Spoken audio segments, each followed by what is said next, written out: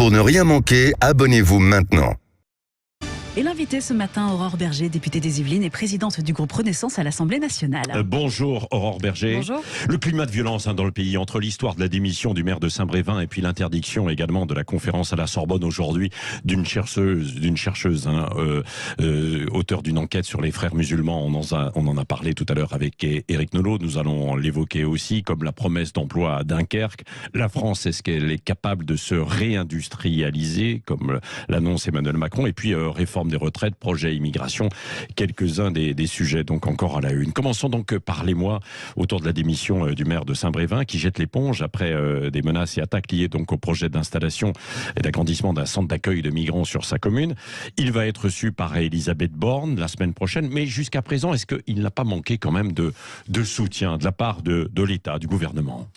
Déjà, ce qu'il faut dire, c'est que ce qui se passe devrait tous nous alerter sur la manière avec laquelle nos élus doivent être considérés, au premier rang desquels nos maires, qui sont en première ligne, en vérité, dans la République, face et avec nos concitoyens. Parfois les deux, parfois avec, quand on développe des projets, puis parfois face, quand on fait face à des groupuscules en l'espèce d'extrême droite qui ont, manifestation après manifestation, fait monter un climat d'angoisse, d'inquiétude, de tension, avec des gens qui étaient extérieurs d'abord à la commune et qui sont venus manifester. Même si ça a été condamné par le Rassemblement national, condamne par exemple. Peut-être, mais ils ne se sont pas levés quand on a rendu un hommage appuyé à Yannick Morez. Ils ne se sont pas levés au sein de l'Assemblée nationale pour l'applaudir.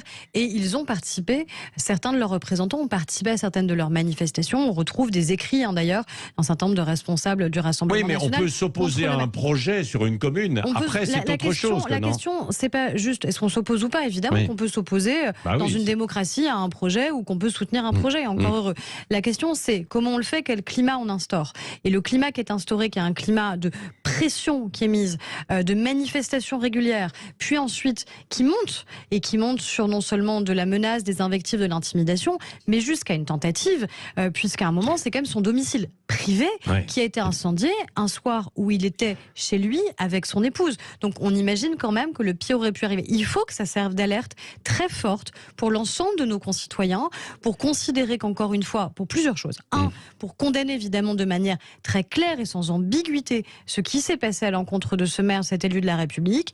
Deux, pour dire que ces projets doivent pouvoir exister dans notre République, d'accueil de celles et ceux qui sont des demandeurs d'asile et qui donc doivent pouvoir voir leurs demandes tout simplement être respectées, être étudiées et donc être accueillis partout dans la République, dans le respect évidemment des valeurs qui sont les nôtres. Et oui, c'est ça. C'est ça notre enjeu. Mais c'est fondamental aussi qu'on puisse avoir des territoires qui les accueillent. Et en l'espèce, la commune était volontaire et la majorité de la population sur place était volontaire pour que cet accueil soit possible. Et puis aussi, moi je le redis, il faut considérer que la première menace, la première intimidation à l'encontre d'un élu de la République est absolument inacceptable en démocratie. Alors, quelle réponse pourrait être apportée justement par le gouvernement, la majorité? Est-ce qu'il faut durcir les sanctions? Est-ce que vous l'avez déjà évoqué à quelques reprises? Mais aujourd'hui, face à ça... les sanctions, en vérité, elles existent. Oui. Elles existent évidemment d'autant plus dans le cas où là, il y a une enquête criminelle qui a été ouverte. La question, c'est pas juste de renforcer, à mon avis, des sanctions, parce que j'ai envie de vous dire, sur ce sujet comme sur d'autres, on peut toujours se faire plaisir presque en aggravant l'échelle des peines.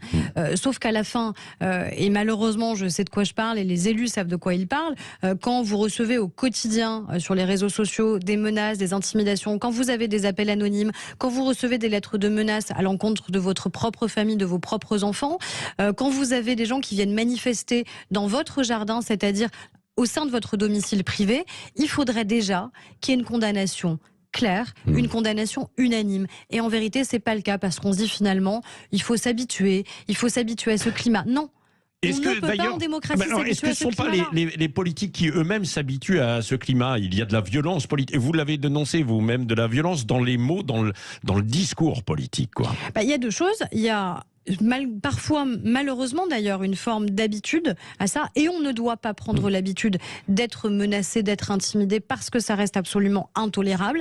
Et régulièrement d'ailleurs, évidemment, on porte plainte face aux menaces qu'on reçoit. Ça, c'est le premier point. Il ne faut pas que les Français non plus s'y habituent et considèrent que c'est normal. C'est pas parce qu'on ne partage pas les mêmes idées qu'on a le droit, encore une fois, d'intimider ou de menacer, parce que ça peut avoir des conséquences directes, concrètes, voire extrêmement brutales. Et puis il y a les élus eux-mêmes qui parfois encouragent à cette violence et à ce climat de violence. Vous visez qui, LFI ? En tout cas, à l'Assemblée nationale, c'est vrai que celles et ceux qui font régner le climat, qui est le climat le plus éruptif, le plus violent au sein de notre hémicycle, de facto c'est l'extrême gauche, qui deviennent, grâce à ça, un formidable marchepied pour l'extrême droite. Parce que l'extrême droite a juste à se taire au sein de l'hémicycle pour devenir ou apparaître en tout cas comme respectable. Au passage, Jean-Luc Mélenchon, selon Politis, est également la cible de projets terroristes liés à l'extrême droite. Vous lui apportez son soutien ? Et moi, j'apporte mon soutien à l'ensemble des élus de la République parce que je crois que c'est extrêmement important là-dessus de ne pas avoir de double discours. Moi, je ne soutiens pas que les élus qui seraient de mon parti politique et qui subiraient des menaces. C'est tous les élus de la République qui doivent se sentir libres à partir du moment où, évidemment, ils s'expriment dans un cadre qui est un cadre légal et démocratique. Encore un mot sur ce climat de violence et de menaces. Il y a des menaces aussi concernant la chercheuse Florence Bergeau-Bacler, auteure d'une enquête sur les frères musulmans, qui a dû annuler aujourd'hui sa conférence à la Sorbonne. Gérald Darmanin devrait la recevoir, c'est ce qu'il a annoncé. Est-ce qu'il y a un danger pour la liberté d'expression sur certains sujets qu'on ne pourrait plus évoquer aujourd'hui, Aurore Berger ? Je crois qu'il faut d'autant plus en vérité les évoquer que certains veulent empêcher que cette parole existe. Et ça a été malheureusement le drame absolu de l'assassinat et de la décapitation d'un enseignant. Et à partir du décès, de la décapitation, encore une fois, et je redis ce mot parce qu'il aurait dû tous suffisamment nous marquer, de Samuel Paty, uniquement parce qu'il faisait cours pour permettre à nos enfants de devenir des citoyens éclairés et qu'ils doivent pouvoir le faire en toute liberté, il ne faut pas que cet assassinat, cette décapitation ait comme conséquence que des enseignants n'osent plus enseigner, que des enseignants se disent ce qui est arrivé pourrait un jour se reproduire à mon encontre, et donc je préfère ne pas aborder des thèmes qui pourraient déranger certains, qui pourraient offenser, puisque c'est un mot à la mode. On n'a pas à offenser quand on porte tout simplement les valeurs de la République ou les Lumières françaises, et je crois que ça c'est extrêmement important. Et vous la soutenez, Florence Bergeau, tout mon soutien à cette universitaire, encore une fois. Il est intolérable qu'on refuse d'avoir une parole qui serait une parole différente et qui est une parole importante sur ces sujets. Vous avez évoqué Samuel Paty. 2 ans et demi après, le journal Le Parisien s'interroge ce matin. Pourquoi le collège ne porte toujours pas son nom ? Les autorités n'arrivent pas à se décider. C'est la peur, quoi, qui est là. Écoutez, ça, il faut demander. Votre avis, c'est les départements, c'est les départements qui décident sur les collèges. Moi, je pense qu'il faut. La politique, c'est aussi affaire de symboles.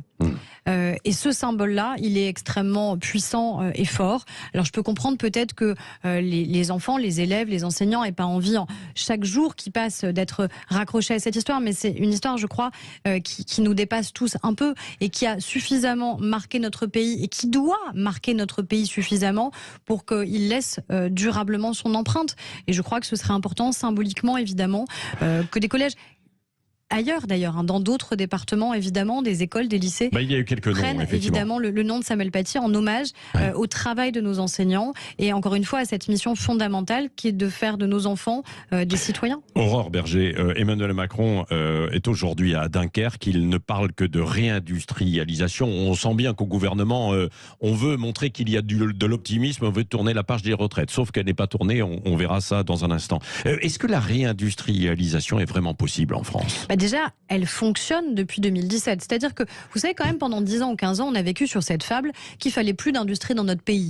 C'est plus qu'une fable, ça a été une réalité. Mais parce que certains ont voulu faire croire aux Français qu'en fait, on pouvait se passer des industries. D'autres ont voulu faire croire qu'on pouvait se passer de nos agriculteurs.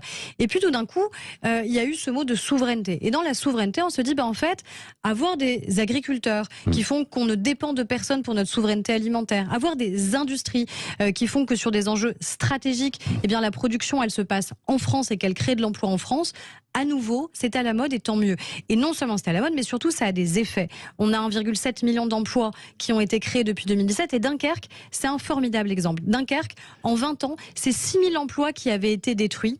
Avec ce type de projet extrêmement innovant et industriel, c'est 16 000 emplois qui vont se recréer en 10 ans. Donc ça veut dire qu'on crée à Dunkerque plus d'emplois industriels que d'emplois qui ont été détruits. Donc ça veut dire que sur des villes qui étaient en déprise, on arrive à ce que ça puisse sauf fonctionner. Qu'il n'y a pas une souveraineté totale, puisque s'il n'y avait pas les Taïwanais qui investissaient, on n'aurait pas... Donc en France, on n'y arrive plus quand même. La souveraineté, c'est quoi? C'est de faire en sorte que ces productions, elles soient relocalisées en France, et tant mieux si on attire des investissements étrangers. Oui, mais vous avez vu dans bien souvent des cas Dunlop et d'autres où ce sont des investisseurs étrangers qui viennent, et puis quand ils ont envie de fermer boutique, ils ferment boutique et ils repartent. Pourquoi aujourd'hui ils ont envie de revenir? C'est ça que la question qu'il faut se poser. Ils ont envie de revenir parce qu'on a changé les choses sur le marché du travail, ils ont envie de revenir parce qu'on a changé la donne en matière fiscale, ils ont envie de revenir parce qu'ils se disent en France, il y a enfin un climat où on n'a pas honte de nos entreprises, on n'a pas honte de ceux qui prennent des risques et qui investissent, au contraire, on les encourage.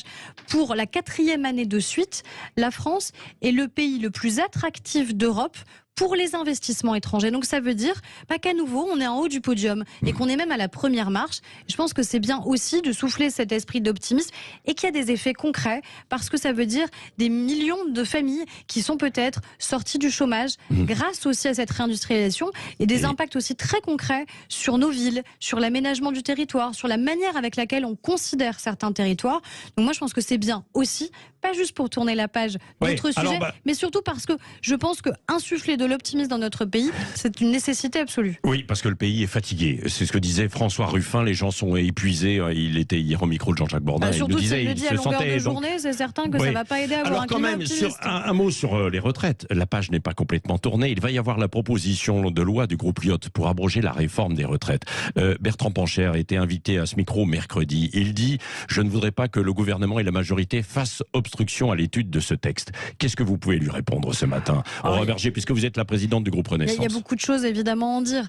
Déjà, cette proposition de loi, elle est un mensonge aux Français de manière éhontée. Un mensonge, déjà parce qu'elle coûte 15 milliards d'euros et que personne ne dit comment ce serait financé. Donc il faut dire la couleur aux Français. Est-ce que ces 15 milliards d'euros, c'est de l'impôt en plus, c'est de la dette en plus, c'est de l'argent qui est pris sur nos services publics et qui ne sera pas investi? Moi, je veux qu'on nous dise concrètement comment c'est financé, parce que je crois que c'est la condition pour être crédible. C'est ce qu'il dit, une grande conférence sociale et on va tout mettre sur la table. C'est facile. Mais quand on vote une proposition de loi, quand on vote un projet de loi, on dit quand même avec quel argent des Français on le finance. Bon, mais est-ce que vous allez faire obstruction à ce texte? Ensuite, l'obstruction, elle n'est jamais venue de notre côté pendant la réforme des retraites. Pendant 15 jours, jour et nuit, notre groupe, la majorité, on a été au rendez-vous, on a été présents, on n'a jamais fait obstruction. On a été les premiers à dire qu'au contraire, on souhaitait moins d'amendements, pas pour avoir moins de débats, mais pour pouvoir voter. Après, la stratégie qui sera la nôtre, contrairement moi à LFI et Mélenchon, je décide pas seule. Et donc, on en discutera avec l'ensemble, les 250 députés de la majorité, Renaissance, Modem, Horizon, mardi prochain. Et c'est ensemble qu'on prendra une décision. Mais je pense qu'il faut quand même rappeler aux Français que même si cette proposition de loi était adoptée, ils savent pertinemment en vérité qu'il n'y a pas de majorité au Sénat notamment pour la voter, et donc elle n'entrera pas. Non, parce que le Sénat s'est clairement exprimé déjà. Il a voté la réforme des retraites. Mais vous, à titre personnel, en tant que présidente aussi du groupe Renaissance, vous êtes favorable pour qu'il n'y ait pas d'obstruction? À titre personnel, ce que je dis, c'est qu'il ne faut pas mentir aux Français. Il ne faut pas chercher à arnaquer les Français avec cette proposition de loi, qui est en plus portée par un groupe politique, Lyot, qui est composé de gens qui, de tout temps, avaient défendu les réformes des retraites, avaient défendu de la rigueur sur les comptes publics, avaient même défendu une politique d'austérité. Donc ils vont à rebours de ce qu'ils ont toujours défendu, parce qu'ils se disent que la nouvelle donne politique à l'Assemblée peut leur permettre d'exister un peu. Bon, vous n'avez pas répondu directement à ma question. Parce on en discutera vraiment collectivement et collégialement. Et vous êtes quand même favorable? Moi, ce que je dis par contre, c'est que j'assume la réforme qu'on a portée, parce qu'elle était absolument nécessaire, et qu'il était nécessaire de le faire d'un point de vue budgétaire pour sauver le système de retraite, pour sauver le modèle social, pour faire en sorte que nos retraités, ceux qui nous écoutent ce matin, aient leur pension de retraite qui soit payée et qui soit revalorisée. C'est ce Dernière question, Aurore Berger. Il y a ensuite le projet de loi Asile et Migration qui va venir donc cet été. A priori, c'est sûr, parce que Elisabeth Borne avait dit que c'était reporté. Là, il va être maintenu. On a un mois de concertation pour démontrer qu'on peut avoir une majorité sur ce texte. Et moi, je dis très clairement, et à la gauche et à la droite, venez vous expliquer devant les Français si vous n'êtes pas d'accord. Venez dire à votre micro ce matin qu'il ne faut pas expulser plus rapidement ceux qui enfreignent nos valeurs et qui enfreignent les lois de la la République. Venez dire aussi devant les Français qu'on ne souhaite pas régulariser celles et ceux qui travaillent et qui permettent aussi à notre pays de tenir. Est-ce que ce sera le bon timing de le faire là juste avant les vacances au mois de juillet? Dans tous les cas, non. La concertation elle a lieu aujourd'hui. Le projet de loi, pour des raisons tout simplement de temps parlementaire, il ne peut exister qu'à l'automne. Donc de toute façon, on a du temps. Mais moi, je pense qu'il faut mettre en responsabilité tout le monde. Donc que droite et gauche nous expliquent en quoi il ferait mieux, ce qui ne s'est pas franchement démontré, en quoi il ferait différemment et pourquoi ce projet de loi ne serait pas nécessaire. Y compris entre droite et gauche au sein de la majorité, parce qu'on sait qu'il y a des gens issus de la droite et de la gauche, et que tout le monde n'est pas sur la même longueur d'onde. Sur ce sujet-là, oui, on est sur la même longueur d'onde, parce que le projet, il est volontairement radical sur les deux côtés, et sur le fait d'expulser celles et ceux qui enfreignent les lois de la République d'une part, et sur le fait de régulariser ceux qui sont là par leur travail, par leur mérite. Je crois que c'est ça qu'on doit dire avec clarté. Et je crois que là-dessus, les Français, ils s'y tromperont pas. Et ils seront en soutien du projet de loi. Et ils verront les postures de celles et ceux qui, tout d'un coup, par petit opportunisme politique, ne voudraient pas soutenir ce texte. Merci Aurore Berger, présidente du groupe Renaissance à l'Assemblée nationale, qui était l'invitée ce matin de Sud Radio.